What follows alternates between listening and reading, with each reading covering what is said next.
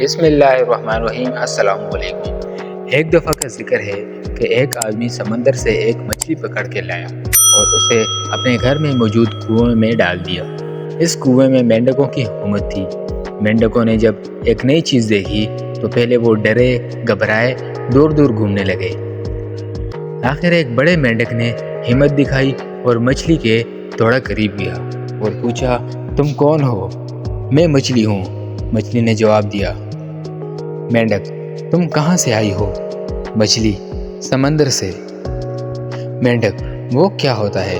مچھلی، وہ بہت بڑا ہوتا ہے اور اس میں پانی ہوتا ہے۔ مینڈک نے کہا، کتنا بڑا؟ مچھلی، بہت بڑا۔ یہ سن کر مینڈک نے اپنے گرد چھوٹا سا گول چکر کاٹا اور پھر مچھلی سے پوچھا، کیا اتنا بڑا ہوتا ہے؟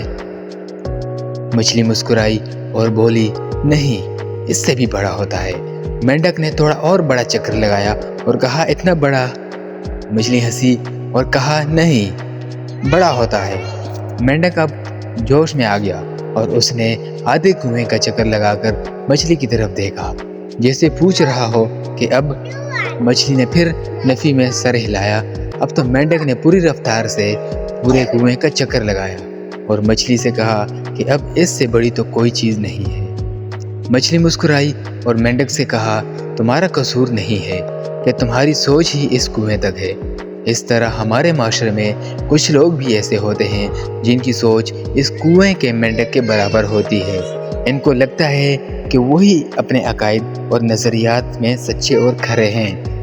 ایسے لوگوں سے لڑائی یا بحث کرنے کے بجائے ان کو ان کے حال پر چھوڑیں اور ان کی سوچ پر مسکرا کر آگے بڑھ جائیں۔